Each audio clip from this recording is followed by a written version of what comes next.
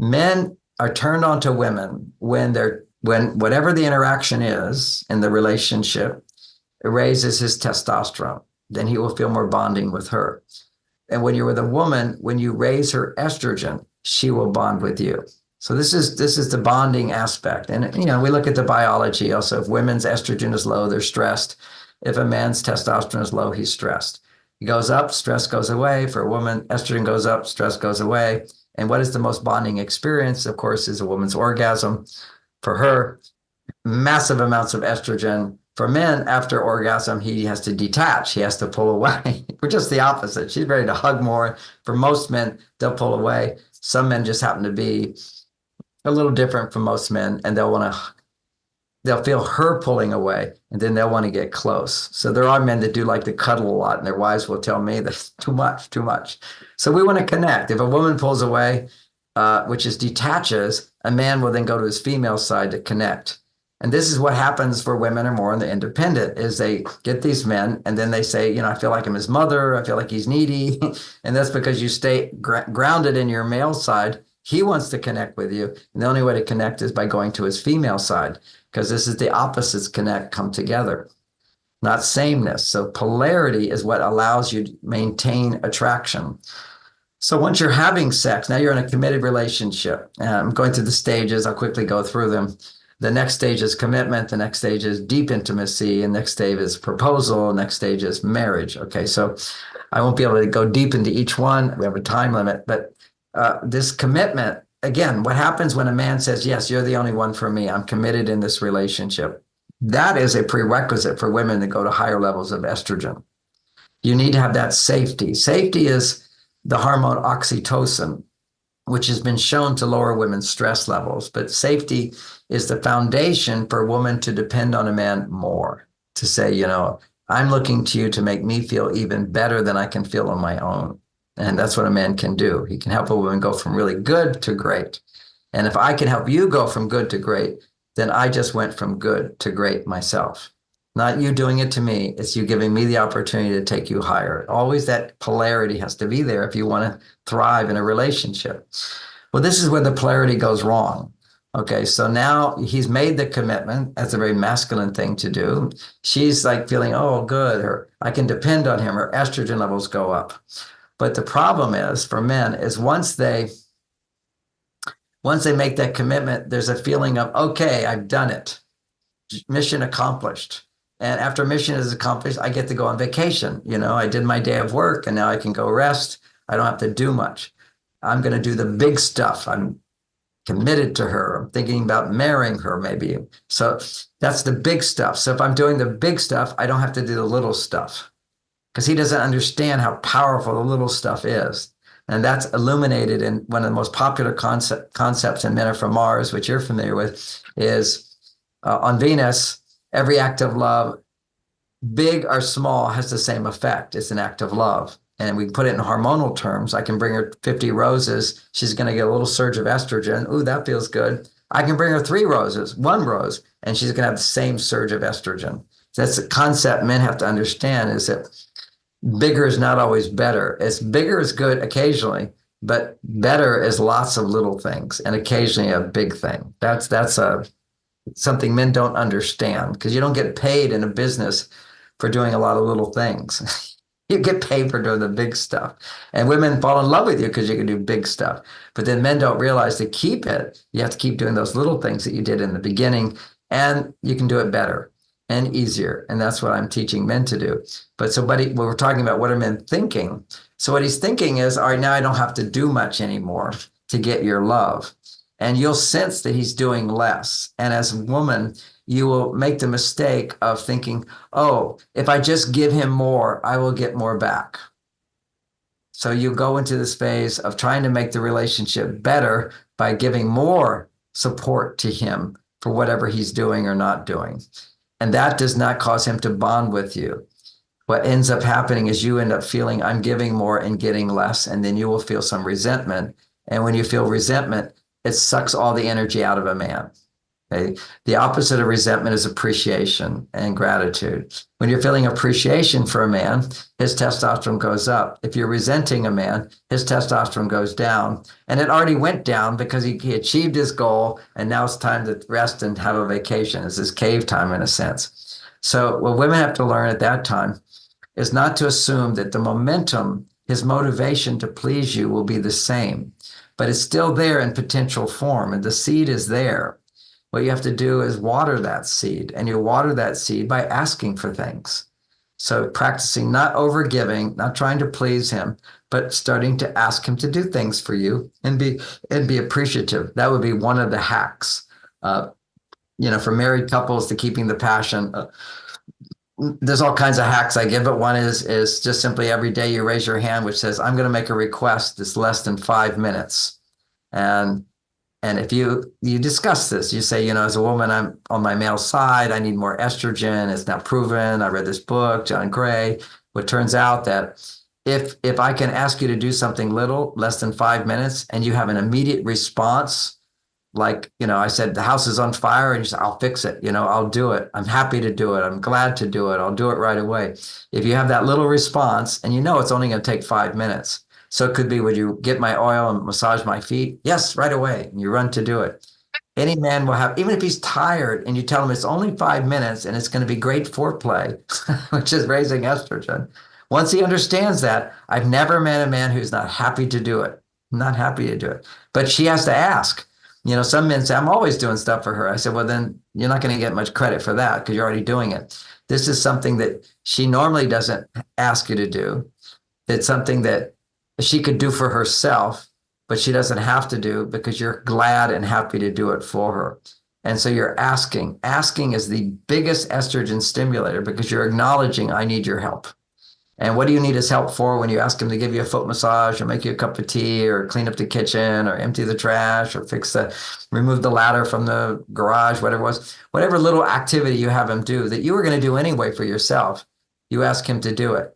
And he has an immediate response. Like almost every night, my wife says, oh, John, already I'm tucked into bed, ready to go sleep. She says, John, would you get some warm water for me? I'm thirsty. I don't know if she, but I understand it's a little request. It takes less than 5 minutes. So immediately I have the energy to do it because I know it has such an impact on a woman when a man does a little thing for her if she asks for it. It's very, very key. It's understanding men just don't know to do that stuff, but you train them by asking them to do little things, and then you appreciate it. And he starts to learn that, wow, I can get a lot of love for her without spending a lot of energy. It's just a very short, quick thing. Men are always conserving energy. We have a gene that basically says, never do anything you don't have to do. That's it. If I don't have to do it, I'm not going to do it. I don't have the energy for it. I'll wait for the emergency. We're the emergency workers. We always have been. We stand guard, ready to fight our battle, using no energy, keeping our energy intact. Women are not designed that way. Their brains never turn off. Their body, if they're actually relaxed, which is women used to be relaxed, they have 20 times more energy than a man because you have 20% more but actually the burning of fat actually gives you're born with more fat. You have more fat when your estrogen goes up. And that fat, if you're relaxed, oxytocin is produced, you'll burn that fat producing 20 times more energy than sugar or than your muscle mass. So you have the potential to have unlimited energy. So you have always worked 24 hours. Okay, raising children in a family, just like your brain doesn't turn off. Research shows women's brains don't turn off. Harvard did a study showing women sit down, relax with electrodes on their head. Brain activity speeds up. Ask her, what are you thinking? All the things I should be doing that I'm not doing because I'm sitting here doing the experiment. Her mind just doesn't stop. Man's brain, put the same electrodes on, brain activity dramatically reduces. And you say, what are you thinking? Nothing. We have different set of genes. Actually, we have all of your genes. But at 3 weeks old, we get these 23 genes from the Y chromosome, and their function is to override our certain female genes inside of us. So there's a female gene inside of us that makes vaginas. Instead, it goes the other direction, makes a penis. Another gene that will say to the brain, you have to be on all the time. Well, we have a gene that says if you work hard, you need to forget the day in order to reduce stress so you have energy for the next day. You can't be working all the time because your job usually was during the daytime, where women's job is at night and day throughout all. And babies are always needing your attention. If your body that can make babies, you have the equipment to do it. But if you're stressed, you don't have the equipment to do it. That's the problem. So it's a big problem today as women are on their male side and how to be attractive to a man. And then the other side of it is how to be attractive where a man is attracted to you, but how to be attracted to men. That's what I hear the most of women in their 40s is and beyond. Yeah. I just can't, there's no magic there. There's no juice there, and then there's a few women who say, I want a man who'll sweep me off my feet, who's strong and powerful and all this stuff. And it's true. If I have a masculine man, it will help me feel more feminine. But that's your own job. If you want to have a successful relationship, you have to start learning on your own how to be more feminine, learning how to raise your estrogen levels, how to use a man when you're dating to increase your estrogen. So we've covered a few of those things, like being a people pleaser, not trying to give more than you're getting, not pursue a man, not if you're turned on to a man, don't run after him. And the flip side of that is be open to the men who approach you, even if you're not turned on to them, and use them as educational. They may not be the right person, but you want to create a series of dating experiences. Do not wait around letting time pass without dating men. If your goal is to date men, start with what you get. Don't marry them, but practice these new skills and have a good time instead of having it be horrible, because it's horrible if you're trying to find the right person. It's just failure one after another. It can be success because you're using him to get in touch with your female side. So I'm just learning how to be feminine with a man. And if you were to come to my house and see my house, you'd see that beautiful house. But if you were to want to buy the house, you would actually hire somebody to see what's wrong with the house. And that's what happens Right. when you're looking to buy a man, so to speak. Is this the right man to spend the rest of my life with? Do I want to get naked with him? You don't have to get naked with every man you date, and you don't have to marry them. You're having a practicing giving a man the opportunity to do nice things for you. And when you let him do nice things for you, there's a tendency in women when they don't understand men are different. Women are very ruled by a hormone or by a gene that says reciprocity. If you do something for me, I'm obligated to do something for you. I want to do something for you. If I don't do something for you, I'll feel guilty, right? So if you understood that when a man does something for you, you are doing something for him by enjoying what he provided for you. Reciprocity has occurred. He gave you something, you gave him something by giving him the opportunity to give to you, and you appreciate what he gave. There's research actually shows that men's stress levels dramatically drop after 3 minutes being in the presence of a happy woman. It's a huge gift. We cannot access that ourselves. We depend on women, because remember, our happiness genes are overridden. Women have all this, whenever you're happy, estrogen's going up.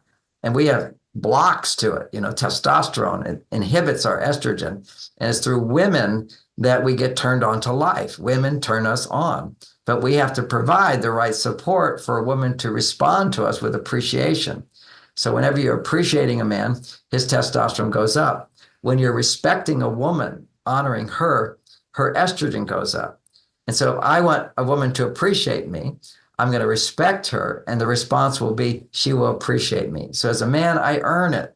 For a woman, you ask for it. You already deserve it. If a man's pursuing you, done. He's interested in you. All you have to do is keep asking and learning how to ask and the right ways to ask. We talked about a few of those things, asking for what you want. And don't you think for women, especially women that have been maybe on their own for a long time, these strong, independent women, maybe postmenopausal, the hormone levels, estrogen have gone down. I think a starting point here is beginning to really get in touch with your own needs. And because I think we can get out of touch with our own needs. We become so used to just kind of suppressing them and doing everything by ourselves and not feeling like we can ask for help or that we have access for support. Look, the reality is women are way more confident than men in many, many ways. And so women often say to me, well, why should I ask? I can do it better myself. Or why should I ask and have him grumble at me? Like, why do I have to do this? It's just easier to ask. It's easier to ask. But, this is your challenge as women, is to learn how to ask, just like it's a man's challenge to learn how to give without resisting it, without grumbling. And there's a lot of ways we can learn to do this. I was just flipping through this book. It happened to be in front of me today, but probably I'm not going to find it. Oh, here it is. I found it. Why do women need men? Let me just read this list. It's good to be aware of this, because women are like, what do I need a man for? She needs a man for romantic companionship. There's nothing more powerful to knock your estrogen levels up, lower stress, and increase your lifespan. It's proven that married people, men and women, live longer and have less disease. So she needs a romantic companion. Okay, 2, she needs a man to be faithful. When you have a faithful man, you have commitment. So you learn how to keep a man faithful. He has to be sexually satisfied, period. If you want a man. Well, and you know what, John, one really quick thing about that is sometimes women get frustrated about men and the fact that they're driven by their sex drive. And I say to women, look, for most women and for most men, you want someone who's sexually attracted to you. So Yes. don't make him wrong or bad in the beginning because he's sexually attracted to you, because in a long-term relationship, that's part of what makes that kind of relationship distinct and different from other kinds of relationships. That's the number one thing. I mean, you don't have sex with anyone Right. else. That's what it's about. But here's what men don't know. Men don't know why they need sex. What I teach men and is that the reason we need sex is because we are limited in our ability to feel love. This is why women often don't get married right away or anything, or don't seek out a sexual companion, because they can love for their children, they can love the trees, they can love the food, they can love friends, they can love their government, whatever it is, they can love the planet, they become an activist, whatever it is, they can feel this love for something. Men primarily feel love when it's romantic love. And then you have children, you can always feel love for your children. But that's when love really starts to blossom inside of a man, because he's getting close to a woman and a woman is opening up to him. That's through women we experience love, and through sex we can begin to feel more. So if I'm eating ice cream, which is a lot of sugar and it's very pleasurable, I can feel, oh, I love ice cream. It's easy to say I love ice cream because it has so much sugar and makes you feel good. So the point of sex, it makes you feel good. But what do you do with the feel good? Is now you look with your feelings to find the part of you that loves your partner and expresses that love. That's why we want sex. We need sex to connect with the love part of our soul. And that's a soul mate, awakens us to fullness, to experience the love that's in our soul, not just the masculine side, but the feminine side of us. So through making love, we're able to feel love and then to express love. This is like, I call it enlightened sexuality, is become conscious that I'm only going for the pleasure here with my wife, because with pleasure, I can feel more. And with feeling more, I can express more. And when women are experiencing sex, they can also, usually they have to feel more first before they can be turned on. They have to feel safe. They have to feel I can depend on him. I'll be loved by him. He's not going to judge me. And I feel supported by him. Then her estrogen levels start building up. Then she can go to her male side and experience the pleasure of sex, along with, to the point of feeling more love. And also, it's really the whole beautiful thing about it is because a man can feel more, it allows a woman's estrogen levels to go even higher, because he becomes safer when he's feeling more. And that's the secret, is using sex to feel more and express that. And that's a whole class.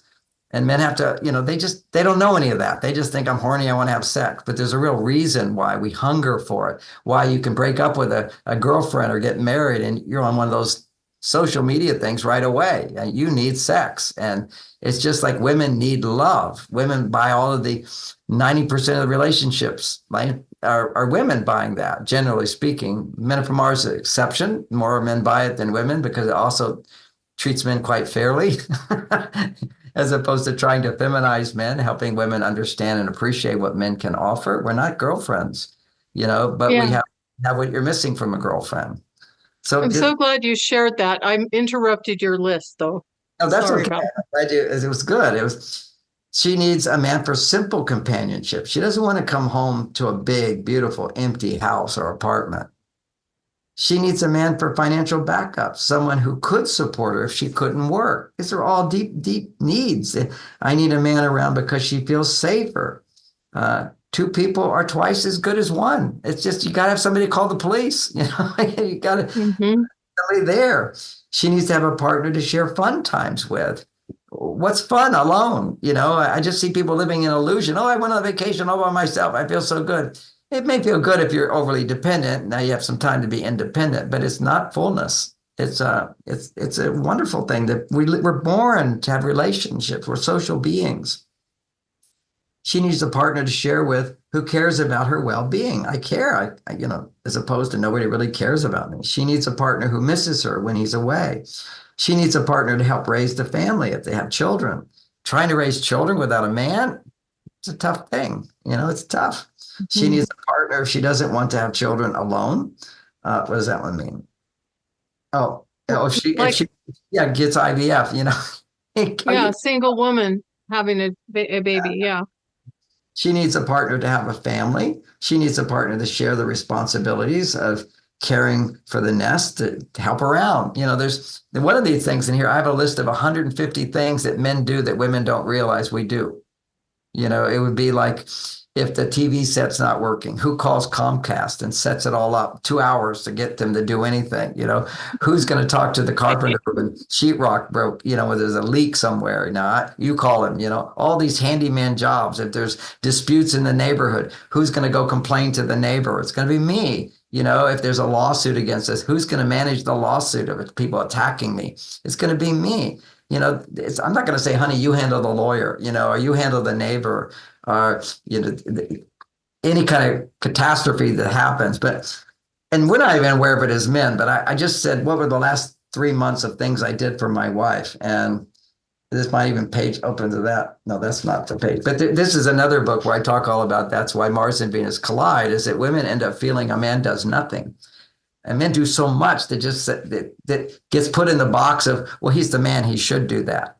And then women are just looking at the help they need. And yes, women do need more help today than all the things men typically do. But how do you get that help? Don't assume he's just going to do it. Learn how to ask for it and get rewards for it. This is the whole thing of realizing he's going to do a little bit more because he loves you. And she needs a partner to fix things when they break. She doesn't want to do her own plumbing anymore. Why do your own plumbing? I see these women carrying the trash out to their lawns. They much prefer having a man do that for them, who doesn't complain about it, who doesn't whine about it. That's the great thing about men. We don't say, oh, I did this, and oh, I did this, and oh, I did this, and you're not doing enough for me. You don't get that from a man. Now, you are getting it more and more today as men are more feminized. And when a man does that, you don't want to listen for very long. Don't encourage that kind of behavior. That's another thing for dating women to know, is that if a man's talking about his feelings, show a little interest and change the subject. Don't encourage it. And on dating, don't ask a lot of questions of what he's feeling. Don't even ever ask that question. It should always be, well, what do you think about that? What do you think about that? And then when he does say what he thinks about that, you say, that's very interesting. Or you say, oh, that makes sense. Or, oh, what a good idea. I hadn't thought of that. You don't ask a man what he's feeling. If you're just encouraging him to go to his female side, and he'll do whatever you want him to do. But it's not healthy for men to do that. I know that's so controversial to say. Certainly you want to hear his feelings when they're loving and positive. Absolutely. But if they're not loving and positive, what you get is these men who come home and they just complain about their job, and a woman can't hear that. She needs to feel stability in the man. So these women who, again, I talked about women not being attracted to the men that they get. It's just, it doesn't spark the passion. That passion is her job. See, she thinks it's his job. She's got to connect with that vulnerable part of her. And so all of my books explain the process of emotional processing, how to process your emotions, because emotions are the most important thing for raising your estrogen. And when you're a male, on your male side, you rationalize everything. Well, nothing I can do about that. Well, that's the way life is. Well, life sucks sometimes, or, hey, nothing I can do about it now, so forget it. This is how men inappropriately deal with emotions, because whenever you do those rationalizations, minimizing, no big deal, can't do anything about it, forget it, deal with it tomorrow. Well, there's nothing I can do, so that's the way it is. That's our male side, and that produces testosterone. And we have this foolish idea that men have to process things the way women do, because the way women, they have to talk, they have to share, they have to be heard, their estrogen goes up, their stress level goes down. We don't. If we talk about our feelings, our estrogen goes up, Our stress goes up. It doesn't resolve anything. And people, well, you didn't talk about your I don't need to. I just have to go out and play tennis, or I need to go play a video game, which, by the way, that can be too addictive. So there's some cave activities that are not that great. You can go do porn, you'll feel good right away, but then you'll crash, your testosterone goes down, your estrogen goes up later. But you watch some news, I watch the news, that's great. Too much news, not good. I can get addicted to that. So anything that it can be a cave time activity, too much of it can become an addiction. So there has to be moderation with that. And so you're with a guy and he's doing a lot of cave activity. You don't say, hey, you shouldn't do that. You say, hey, when you get a chance, I need your help. And he says, well, what is it? Oh, when you get a chance. No, not right now. Don't be demanding about it. And then, well, what help do you want? So, I'll let you know. Let it be a mystery. Then he'll say, okay, what is it now? I said, only take about 10 minutes. Okay, what is it? Always give men time limits. Next thing is, I just want to talk about my day and just have your full attention. You don't have to say anything, do anything. I'm going to talk about some things. And then you talk about some things because you have to talk to be seen, to be heard, for your estrogen levels to go up. I don't need to talk for my testosterone levels to go up if I'm feeling stressed. What I need to do is solve the problem. And if I can't solve the problem, then I have to strategically distract myself to not think about the problem. And that's something we men can do. Women, doesn't work for them to strategically, rationalize, logically look at the problem and say, nothing I can do, or don't get upset about it. No big deal. That's life. This is great strategies, which if you go to a psychologist, oh, you're just in denial. That's terrible. No, that's man. Now, there is a time for a man to share his pain and his grief and his, guilt and all that. And that's when there's a big thing, like his wife dies, his child dies, his children won't talk to him.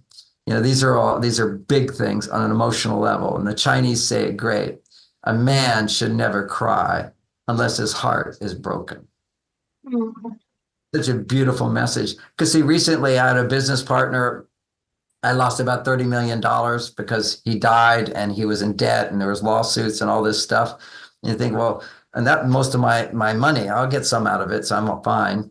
But talking about my feelings does not make me feel any better. It's figuring out how to save the company and manage this company and take action. As long as I keep taking action, I'm fine.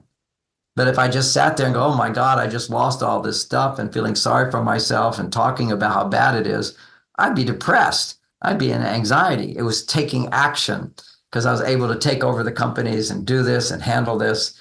And I'm able to solve the problem. And certainly I'm not going to get what I used to have, what I thought I had, but I have plenty. So it's like you solve the problem. You deal with it. You accept what is, and you solve the problem. That's a man. The female side of us needs to talk about how terrible it is. And just here's the secret. When you talk about that, it's a circle. You share some feelings about something at work, never upset feelings about the man, but just share upset feelings about work, frustration, disappointments, concerns, worries, feelings of embarrassment. Just share a little bit of what's inside, and your estrogen will go up. He'll be very attentive because anything that raises estrogen in a woman will get his attention. It's like, think about the fireman who sits around doing nothing, and then there's a fire, he comes alive. There's a problem. It's a problem. He thinks once you start talking about problems, he's going to solve them. And you just have to let him know, oh, you don't have to solve anything. I just need to talk about it, and then I feel better. And then he watches you talk about frustrations and disappointments like a circle. And then you go around to the other side of the circle, and you're saying, but it's not all bad. The truth is I love doing this, and it's not a big deal. He just did this and this and this. And actually, just felt good to talk about it. You just talk to man, psychology, something he'll never even learn in a psychology class. If a woman just talks for a while, she'll feel better because it makes estrogen, lowers her stress. And then suddenly what was a big problem is not a big problem. But if she's on her male side, she's already processed it. There's nothing I can do about it. It's not a big deal. Why talk about it? No point in talking about it. But all that stress is building up in her. And then she's going to want to she becomes needy for some kind of special attention from her partner, or she'll feel partner's just not enough. Whenever your estrogen's not enough, your experience of life is not enough time, not enough love, not enough confidence in the man, not enough male energy. Whatever it is, you're just going to focus on not enough. So you explore those feelings, but then come back to your positive feelings. And this is the work you do on your own, so that when you're interacting with men, the tone of your voice is one of vulnerability. It's not like you have to do all that vulnerability with him. It's literally in the tone of your voice. It's the smile that you have. It's the gait of your body. It all shows up. If you're in touch with your female side, you are attractive to men. And when you're really in touch with your female side, it's not like there's slim pickings. There's lots of great men out there. But not everyone is the one for you. You just have a great time using men to open your heart a little bit more, and then you will attract the right guy for you. Yeah, I love it. Beautiful. Beautiful. I mean, so much here. This was such a value-packed interview. I was just thinking as you were speaking, one of the things I've learned from you, among many, John, that has been incredibly helpful in my own relationship. Well, I'll mention two real quick that just kind of go along with what you're saying is if my husband's going through a problem and having a hard time, instead of me trying to jump in to solve the problem, I'll listen a little and I'll give a little bit of empathy. I'll say, that does sound challenging. And then I'll say, and I have every confidence that you, being the smart, intelligent man that you are going to figure out exactly what to do. So and great. he like puts his shoulders back and I can just tell he's like in for figuring it out, right? Yeah. It's like, it's instead of offering help to a man, acknowledging he can do it for himself, and you trust that. Amazing. Now, if he comes to me and asks my opinion or advice on something, then I'll give that. That's But I right. don't jump in and try to solve the problem for him or try to, manipulate what he's doing or tell him how to do it. Yeah. I empower him. And I have one of my clients. She says, "Well, what am I supposed to do? I have the answer for him. He's doing it wrong. I can tell him the right way. If he's not asking for your advice, don't give it. This is a very, very difficult thing. Now, occasionally you could, but if it's consistently over and over and over, it's just like he'll push you away and push you away. That's my dog, Hi, dog. What's your dog's name? Mimi. Mimi. Hi, Mimi. One other thing I want to mention that has been incredibly powerful that I've also learned from you, John, is asking for what I want from my husband instead of complaining about what I'm not getting. And it's amazing the difference Yeah. that has made. And we'll just add another thing for those listening. I think you already know, and when you ask and he doesn't do it, you can kindly point out, oh, next time would you do this? Sometimes you forget. And I just want to remind you how good it feels when you do that. And it's not really a big deal, and walk out of the room. Just this phrase, it's not a big deal, lowers any stress in a man to actually consider and remember your request and think very highly of you. So I had such a good time talking with you. My dog comes in to get fed. I loved it too. I think Mimi wants some attention now. Yeah. I want to encourage everybody once again to give us a like or leave a comment or share this video, and also be sure to check out all of John's books and his resources on MarsVenus.com. Be sure to get his free course there and check out Lauren's course on understanding men. John gave you just a little tiny taste of some of the things that are in some of these resources today. And John, I just can't thank you enough. It's been such a delight and such a privilege to interview you again today, and also for all that you've contributed to my work, and truly grateful for you. Thank you. Michelle, it's always a pleasure for me to talk to you. And one little ad that's not in any of my books, so I feel like I should talk about it. And that is, people keep asking me how women can increase their estrogen, all right? Yeah. And how men can increase their testosterone. And the number one way is for people to know, if you have belly fat, whether you're a man or woman, it's an endocrine disruptor, the most powerful one that exists. And if it's too much, you can just go, what is a healthy belly fat? What is not? And mine was not healthy, even though I'm rather, I'm not a round person. I'm more of an ectomorph. But you see, as men get older, they get these little bellies, and women get these bellies. And that's fine. My wife's still attracted to me, whatever, but it will inhibit estrogen. And I wouldn't even be talking about it if I didn't have the most amazing solution, which is there's new research showing that you can actually eat more protein, not diet, but eat more protein, and you will actually lose fat and gain muscle mass. Every diet you ever go on where you eat less calories will lower your metabolism and you'll get fatter. And if you're a man, you lose muscle mass when you diet. And as I get older, I'm reading all about how many people get dementia and all that. It's all directly related to how much muscle mass that you've lost. And hormone imbalance is all related to how much extra body fat you have in your belly. So there's a process I can lead people through, and they can contact me and I'll give them this information. We don't have time for it today, but if you go to MarsVenus.com and just go to contact us. We don't have a page describing it, but just we will contact you with someone that will explain the diet, show you the procedure so that you can eat more, okay, more meals during the day, more protein during the day. It's a special protein that you pre-digest, you incubate it. It's amazing, which breaks the protein down, releases the amino acids so that there's no toxicity in the protein. Whenever you eat normal protein, 80% of it is toxic. Your body has to eliminate. But this way, you don't have any toxicity. You get pure amino acids. You incubate it for 45 minutes. You do it 2 to 4 times a day. I did 4 times a day. In 3 weeks, I knocked off 2.5 inches off my belly, bringing it back to a healthy place where I was when I was in my 40s and 30s, something like that. So this is just an extra thing people can know. I always wanted to share good things that I read the studies on it. It's amazing. And we can help people if they want that. So just go to MarsVenus.com and then go to the contact us page. Yeah, there's just at the very bottom, it's a little phrase, contact us, and just write in there and we'll contact you. Give us a phone number, email, and we'll contact you. All right. Okay, sounds good. And we'll put the link to John's site in the show notes, and you can check out these resources. And John, I want to thank you once again. I know Mimi's wanting some love and some attention there. Food. She wants food. Oh, she wants food. Okay, well, yeah, that's a real need too, right? Yeah. Yeah. And we will talk to you again sometime soon. And thanks everybody for watching. We really appreciate it. Thank you, Michelle. Yeah. Okay, take care. Bye. Bye. Bye.